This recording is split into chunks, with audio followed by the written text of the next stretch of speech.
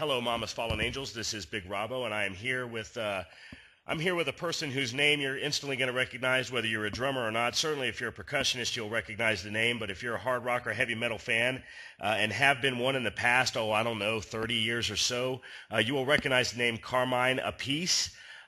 Carmine, thanks for sitting down with us, man. We really appreciate it. How you doing, man? Not bad, not bad.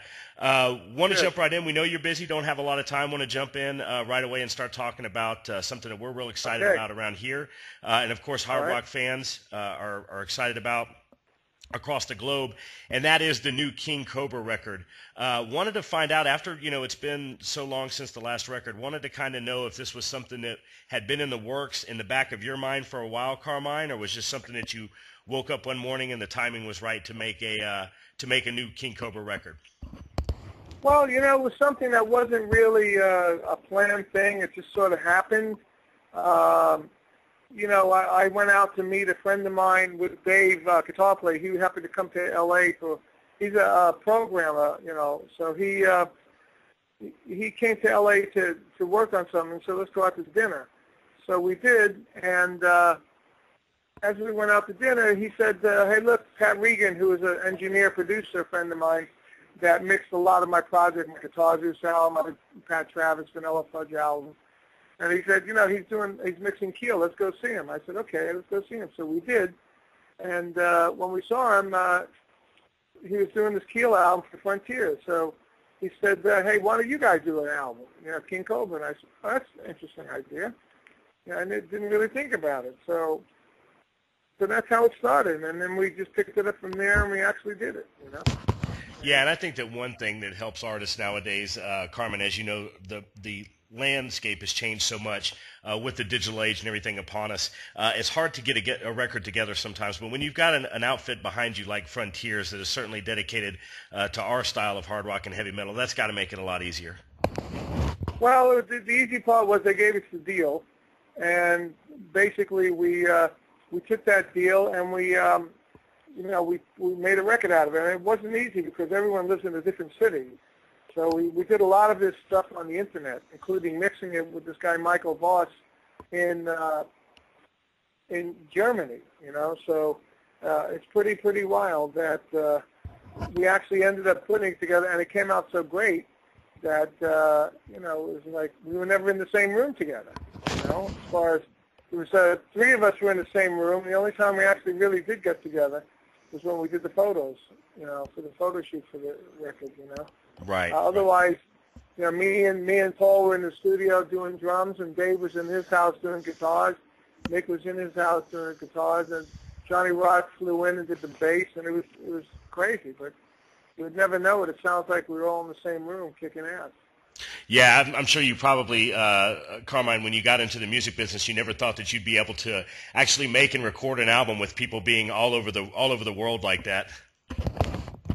No, not at all. I mean, this is all new stuff, And then the guy, Michael Voss, mixing it in Germany and sending the mixes back to us on the internet. It's great, it's amazing. That's the great part of the technology. The bad part of the technology, the free downloads, and how it's destroying a lot of our businesses, Right. It's really taken a lot of zap out of the money that makes making new albums and getting these bands out on the road possible, and it's something that we lament all the time around here, Carmine, and we hope maybe that it'll change, or maybe they'll find some happy medium to get it back to what it once was. But having free music at your disposal is a good thing, but the backlash is something that is really it's a good thing, and the funny thing is, all the kids today, they, a lot of them think it's okay. A lot of them think that it's okay to go out and do that. Right. Yeah, and it's the equivalent of stealing for sure. Well, it is literally. Yeah. So. It is stealing. Right. Wanted to talk about the lineup. There's, as you mentioned Johnny and Paul, of course, and Carmine meant Johnny Rod, and another name that's instantly recognizable, Paul Shortino. Being in the business like you have for so long, Carmine, Paul is probably somebody that you've brushed up against maybe several times before. What was it like to work with him? And was, this collaboration the first when you've had Paul in the room with you?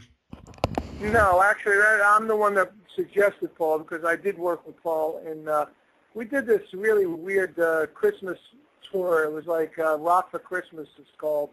But the guy that put it on, he never ever really made any money with it. So he ended up giving some guitars and stuff to underprivileged people. But you know, they ran the tour really bad. They never made money, and we got stuck in a couple of places, and we had to share rooms. So I shared the room with Paul because I know Paul for a long time, since the early '80s. You know, he was being managed by Wendy Dio, and he was in Rough Cut. My brother was playing with Dio, so you know, it was easy to you know, become Paul's friend back then, and we've been friends since. And we worked on a couple of tribute records, but not until this tour that I see him really change voices and be Paul Shortino in different, you know, with a different style of vocal. And coming back from on a bus to Vegas, we were singing all these really crazy songs, from Beatles to R&B, and he was able to sing any of it. So when we realized we need to get a new singer, I suggested Paul, and not only did he end up being a great singer-songwriter and everything that goes along with it, he was also a great Pro Tools engineer, which we needed to make this album like this, because Dave was a Pro Tool guy, and so is Mick. And me and Johnny aren't, but, you know, we used Paul's facility in his house to do a lot of vocals, background vocals, you know, all this other stuff. Otherwise, we couldn't afford to do the record like this, because there's really not a lot of money being put forth to do these records, you know, not like in the old days. I mean, the amount of money we had to do this record was 1/10 of what we used to get. Right, right. You know, but you know what? This record came out as good as the money we spent, which was 10 times that. Right, right. Yeah, and studio time is still expensive, and when that area, the resources are cut, Pro Tools becomes a real savior then, I think. Yeah. And I did my drums analog and then bounced with the Pro Tools. Same with the bass. Right. The bass and drums were cut analog, and you can really tell on the record that they're not a Pro Tools drum sound. Right, right. Wanted to talk about the sound of the new record, and folks, you know, the record has been out. There's been some reviews done of it. One of the things that I'm interested in seeing is, in a good way, it's saying that, hey, King Kobra is not trying to reinvent themselves. I mean, they're going out and they're playing the straight ahead kind of, you know, strong, hard hitting rock that they've always done. Were you involved in a lot of the writing, or was it you and Paul, or was it a me, Paul, and Dave were involved in all the writing pretty much. Mick sent some songs in, but he sent them in a bit late, you know, so we couldn't get them done. So we do another record, we'll probably do that.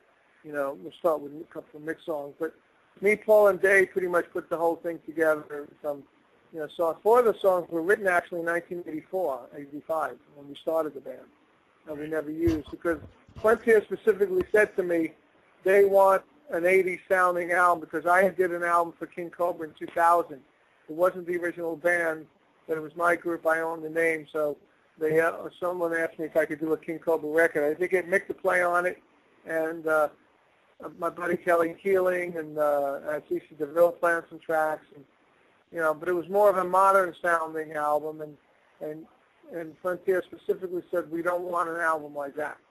We want an album like Ready to Strike. So that's easy, because we can, you know, it's very easy to play that stuff for us.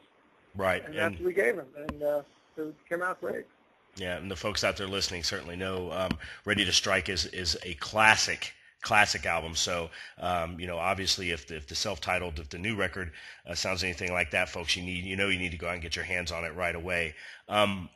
Carmine, we know you're doing interviews today. We know you don't have a lot of time. I know you're very busy. One of the things when I was doing research for this interview that I was looking at is a lot, and was very proud of it when I see musicians from my type of music that I love so much give back to the community and give back to folks. A lot of drum technique classes that you do, a lot of working with kids, a lot of you know, service to the community and things like that, and stuff certainly as you've been recognized for in the past. Is there any of that going on anymore? Do you still do the drum classes? Yeah. Matter of fact, I leave tomorrow to go to Tampa to rehearse, to go through 6 clinics over in Central America.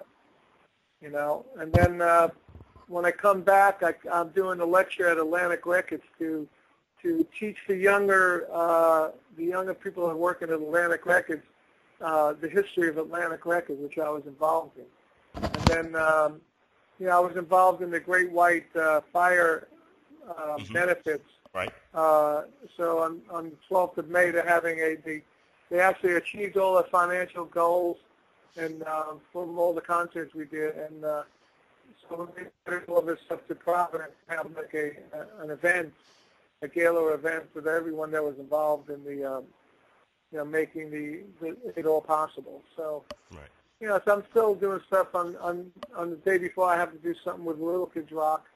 So I'm still into doing the